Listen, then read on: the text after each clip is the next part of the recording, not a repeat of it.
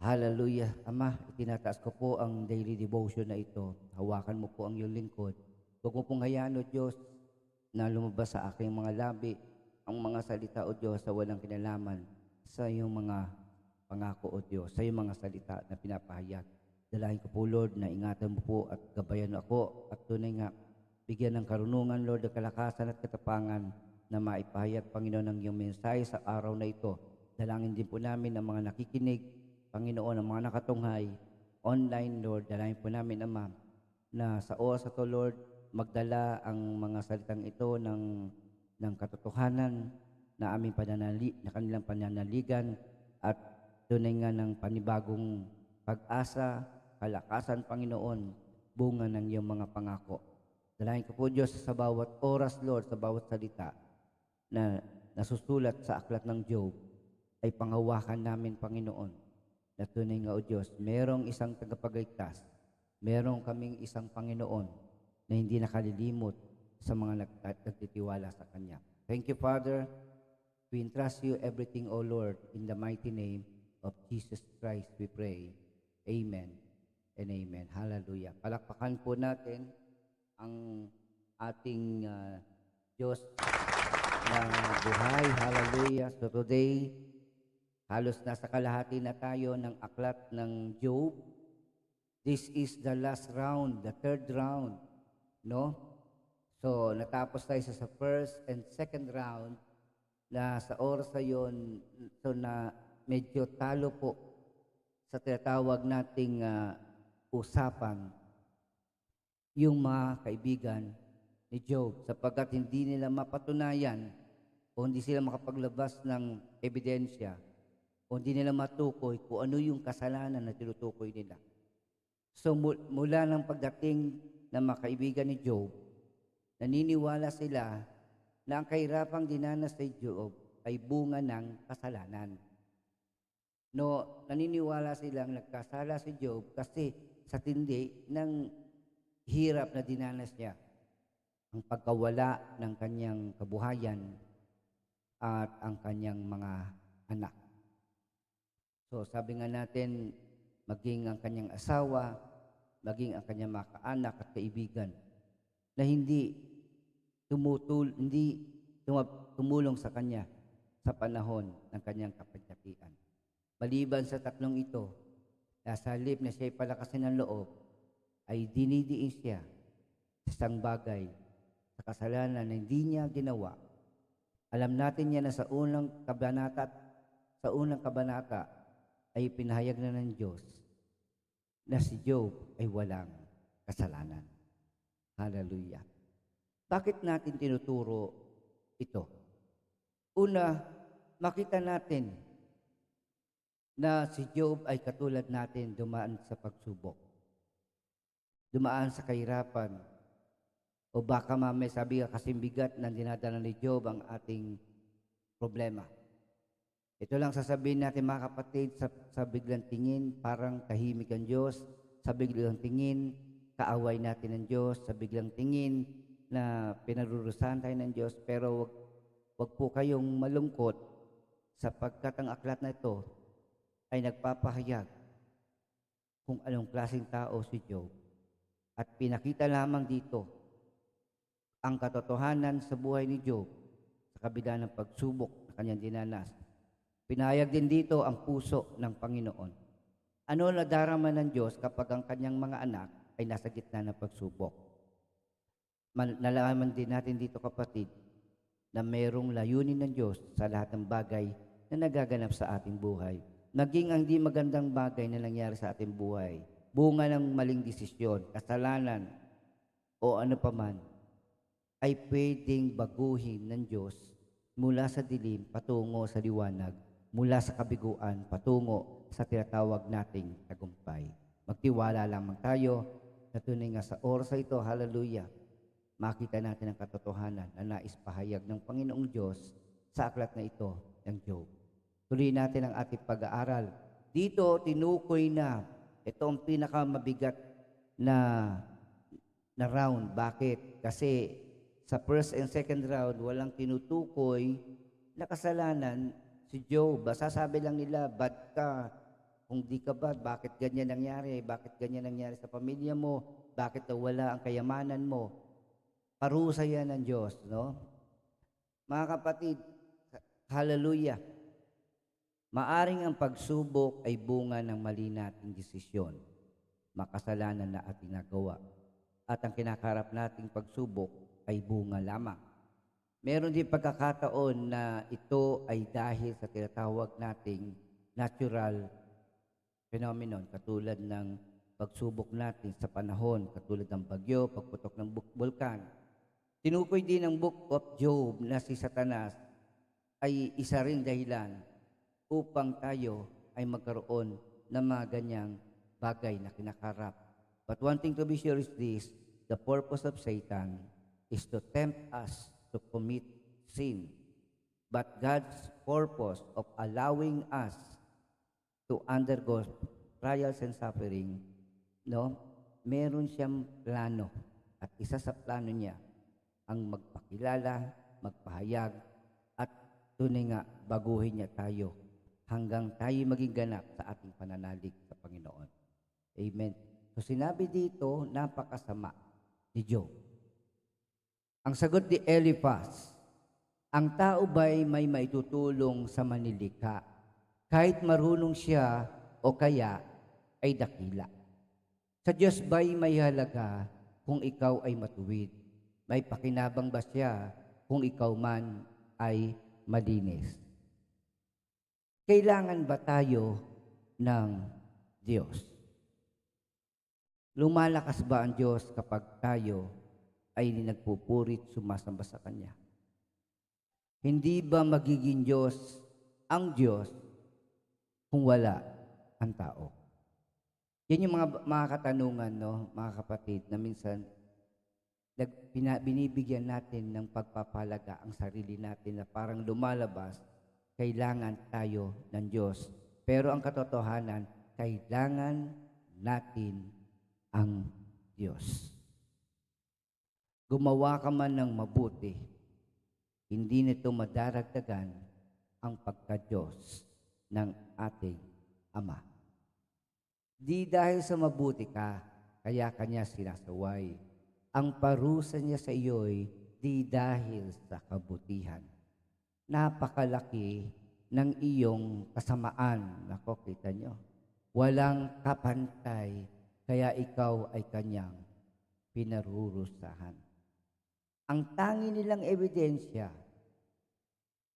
ay yung kahirapang dinanas ni Job. So gumagamit sila ng logic. No? Walang ibang dahilan yung karanasan ni Job maliban na lang na siya pinarurusahan. At kung pinarurusahan siya dahil may nakitang kasalanan ng Diyos sa buhay ni Job, pero hindi nakikita ni Job ayon kay Eliphaz. Mga kababayan mo iyong hinuhubaran, grabe, no? Bilang sangla sa kanilang mga utang. Ito na yung mga kasalanan. No, pero alam natin ito'y gawa lamang ni Eliphaz. Di mo binigyan ng inumin ang mga nauuhaw, ang mga nagugutom, pinagkaitan ng tinapay. Lakas mo ang ginagamit kaya lupa'y nakakamkam. Ang pinipili mo pa'y yaong pinaka-mainam.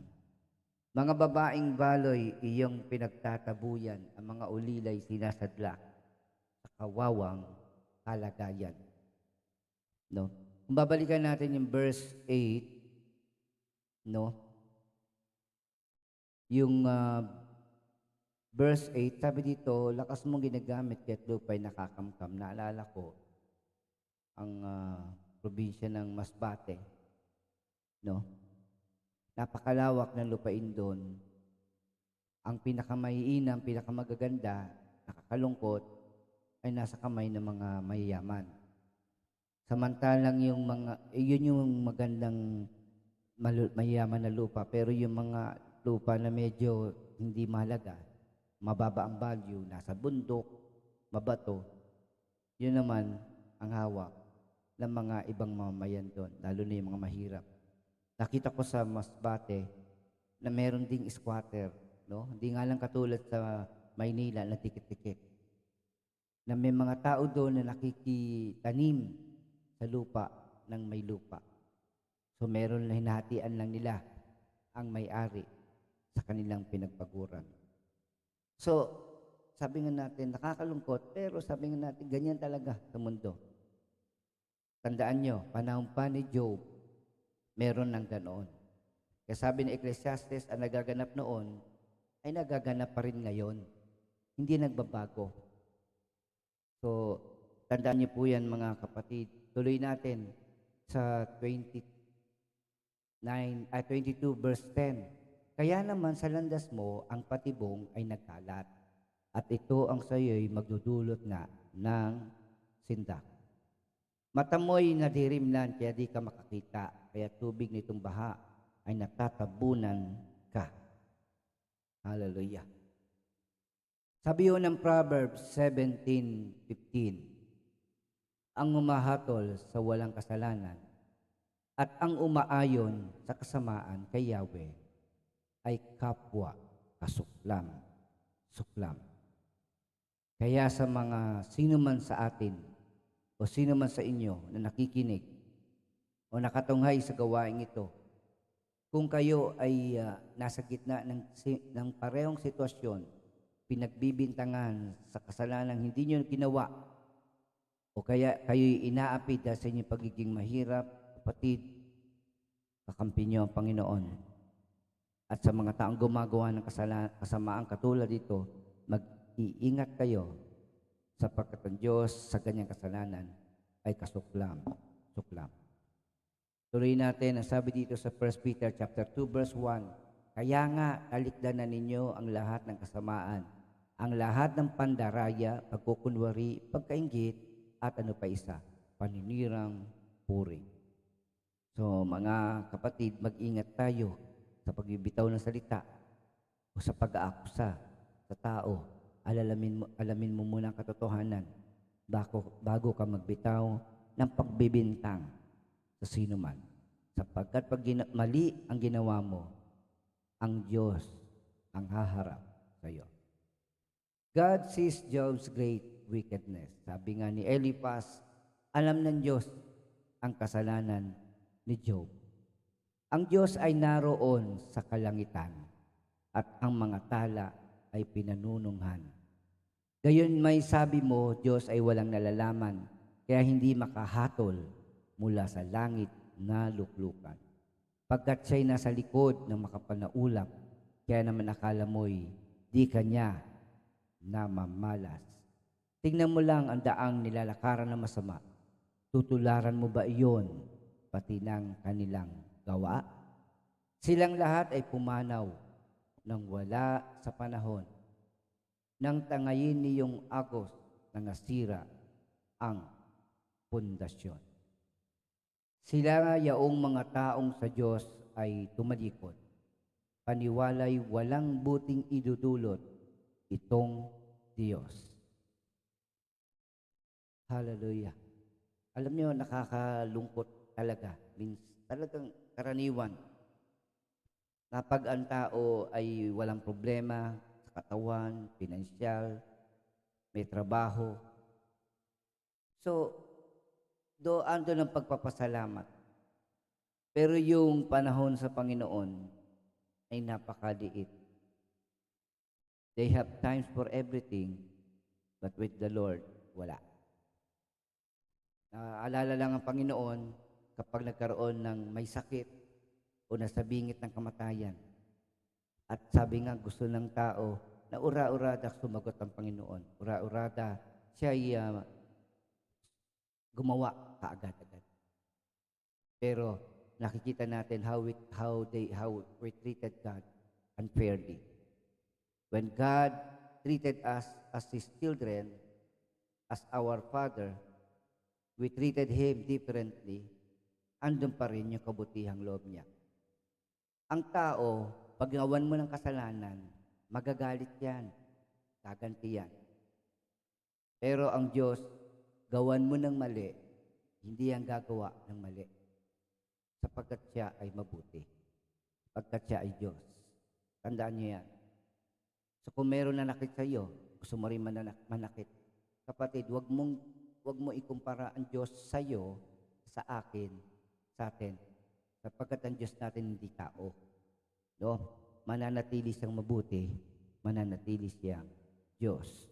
Ano man ang gawin ng tao sa mundong ito, siya ay mabuti, siya ay Diyos. Amen?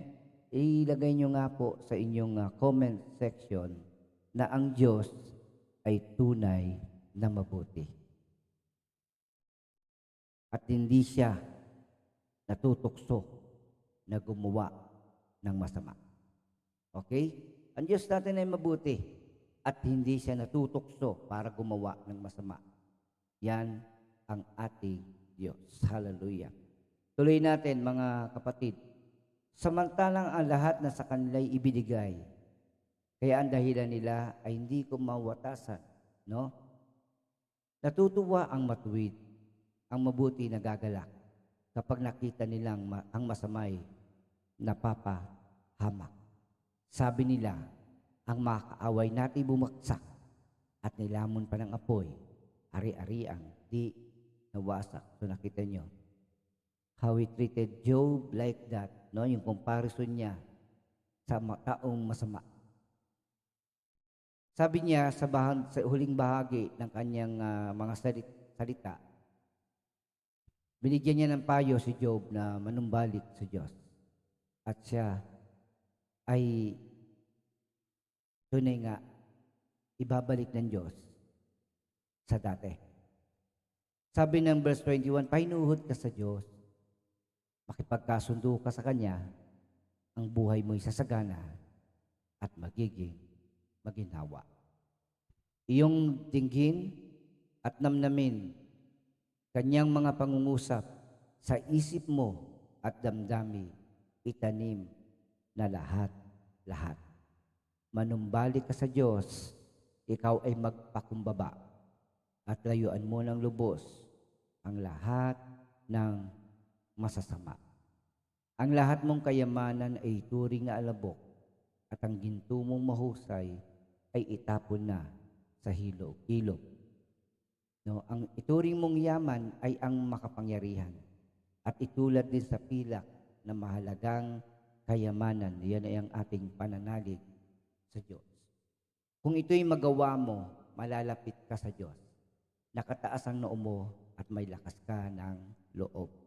Ang iyong dalangin ay kanya ng diilinggin at ang naging panata mo'y iyon namang tutuparin.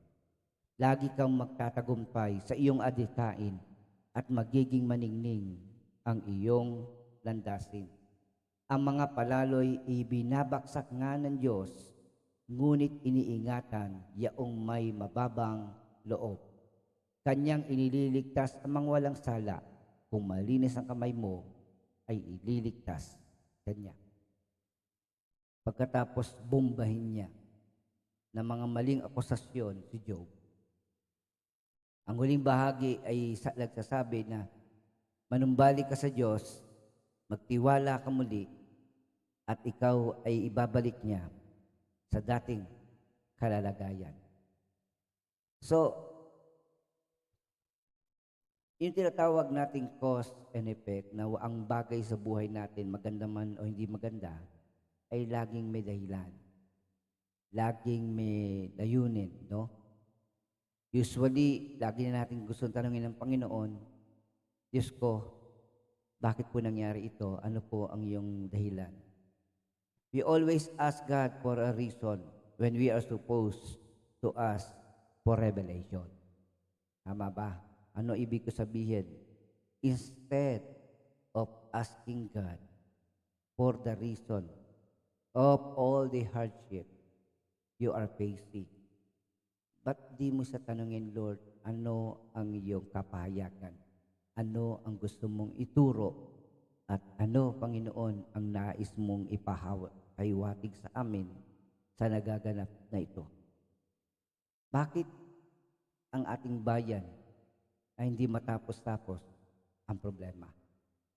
Bakit sa lahat ng pagkakataon, laging may banta sa buhay at pamumuhay ng mga Pilipino? Tandaan natin mga kapatid na ang mga bagay na nangyaganap sa atin ngayon is natural phenomenon. Pagputok ng bulkan, mga bagyo. Pero I tell you, brothers and sisters, kung mawawala itong mga bagyo, mawawala itong mga bagay na ito, mas malaki ang problema ang kaharapin ng mga Pilipino. Ang mahalaga, magtiwala tayo sa Diyos. Ang mga nagaganap sa buong mundo ay nagpapaalala sa atin na kailangan natin ng Mesiyas, kailangan natin ng isang tagapagligtas. Hallelujah. Kaya kapatid, manatili tayong nagpapakumbaba sa harap ng Diyos at tayo ay Kanyang itataas. Hallelujah. Purihin ng Panginoon sa Kanyang mga salita. Kapatid, nakita natin dito kung paano inapi si Job ng kanyang mga itinuturing na kaibigan. At sa bandang huli ng aklat na ito ay makikita nyo naman kung paano siya ipagtatanggol ng Diyos at kung paano siya muling pagpapalain ng Panginoon. So do not look at the present situation. Always hope. Always hope. Have faith that at the end of every problem, trials, and suffering, there is a wonderful victory at the end. Amen. Kaya sa mga kapatid natin na sa ibang bansa, nagtatrabaho, malayo sa kanilang pamilya, kapatid, huwag manatili ang pag-asa sa ating Panginoon na sa bandang huli, lahat ng pagpapagal ay may bunga. Maganda para sa iyo at sa inyong pamilya. Kung ito ay para sa mga mahal natin sa buhay, kasama natin ang Diyos na magbibigay sa atin ng tagumpay sa hinaharap. Huwag kang susuko, huwag kang mawawalan ng pag-asa. Huwag na huwag mong iisipin na ang Diyos ay laban sa iyo. Ang Diyos ay panig sa mga nagtitiwala sa Kanya. Ang Diyos ay panig sa mga tao na tumatawag sa Kanya. Kaya kapatid, hallelujah, i-crave mo yan sa oras na ito. Kakampi ko ang Diyos.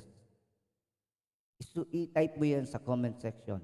Kakampi ko ang Diyos. At kung kakampi ko ang Diyos, sino makalalaban sa akin? Huwag kayong matakot sa dyablo. Huwag kayong matakot sa pagputok ng bulkan. Huwag kayong matakot sa pandemya. Ang katakutan nyo ay ang ating Diyos na may kapangyarihan na bumuhay at may kapangyarihan din na magbulid ng kaluluwa o maghulog ng kaluluwa sa dagat-dagatang apoy ng impyerno. The only allowed fear in our life is the fear of God. Hindi po yung fear na nagtatago tayo. To fear God is to revere, yung igalang mo, irespeto mo. No? Na gagawin mo ang lahat na sa bawat araw, gagawin mo ang kalugod-lugod sa Kanya. That is the fear of God. Hallelujah. Kaya kapatid, ngayong unang araw ng ating linggo, the first Monday of July, mga kapatid, huwag mo kalilimutan, kakampi mo ang Diyos. Ano man ang marinig mo, iisa lang ang katotohanan.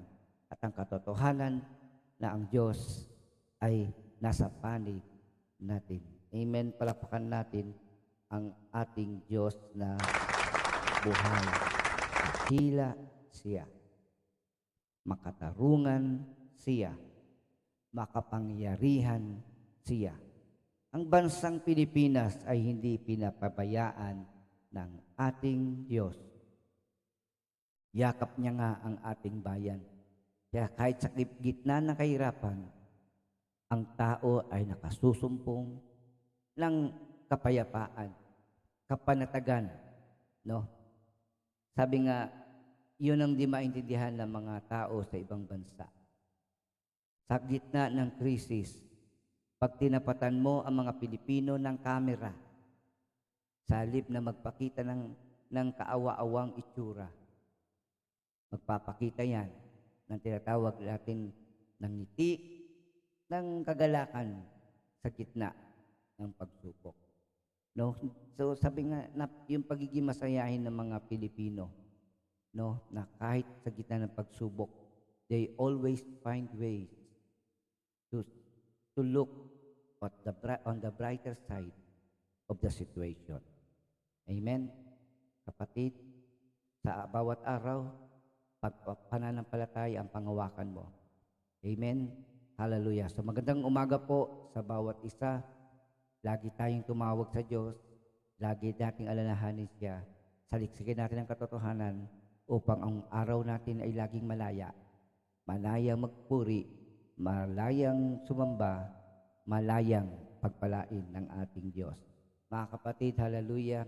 Pagpalain kayo ng Panginoon sa inyong mga negosyo, dumami ang inyong kliyente, hallelujah.